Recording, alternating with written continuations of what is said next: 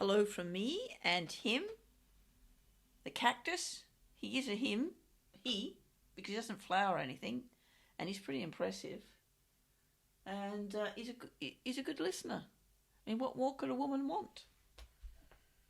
So I'm reading from Sheryl's Last Stand. It's my very first book, and it's inspired by wrestling, which I used to love watching with a few whiskies, and belly dancing, which I still love. And I'm reading chapter 3, and Beatrice is the mother of Sheryl's mother, and she's a bit of a tartar.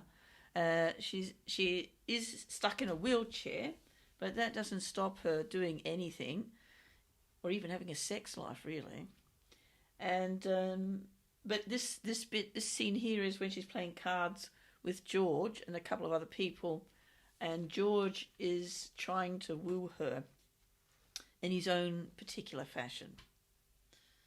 Beryl looked at her cards, leant back at her chair, and savoured her dram. George was all that was left, and he looked smug. Beryl aimed a smile at him. She was as familiar with his weather-beaten face as she was with the moves in wrestling, and she knew what was coming next.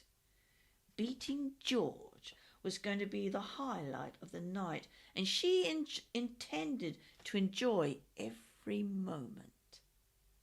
Frances lit a cigarette. Why did she come? Poker was not her game.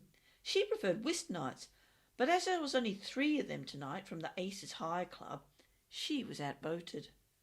She let out a small trail of smoke and thought about the following day.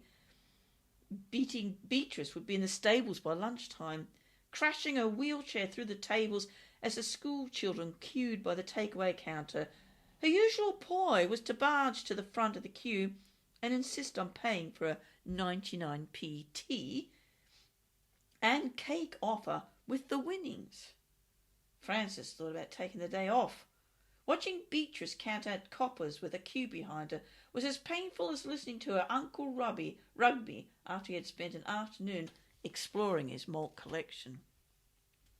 "Play your hand, George," said Beatrice, draining her glass. George meant a stare. "I'll raise you," he said, pushing forward a 2p. She pushed forward her coin and another. "I'll see you." "Where's Sheryl?" asked Frances. "Upstairs, or still at Rugby's?" "She's at her belly dancing class," said Beryl. "Ballet dancing?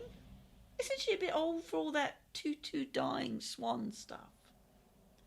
"Belly dancing," snapped Beatrice. "You know, of Arabia." George looked blank. "Sequins, bras, dances of the 7 veils." "Belly dancing?" laughed Frances. "I read about that. A dance for fat women. Apparently they go all over to Egypt and pick up Arabs for sex." "How much have you had to drink, Frances?" "It's true. I saw it in the record." Beatrice said nothing. As far as she was concerned, anyone who read the record like the Bible wasn't worth arguing with. Instead, she tuned her attention to George. His immaculate moustache was twitching. "What are you smirking at then?" George smiled. He had vague memories of exotic dancing during the war, and for a moment he was transported back to those days when he looked pretty good in a uniform. Belly dancing. I see. It's a woman's kind of thing, getting over the breakup, what? Beatrice pushed another coin into the centre. "I'll raise you." So it's all about a woman feeling good about herself in the end, and wrestling and belly dancing. So until next time, keep shimmying.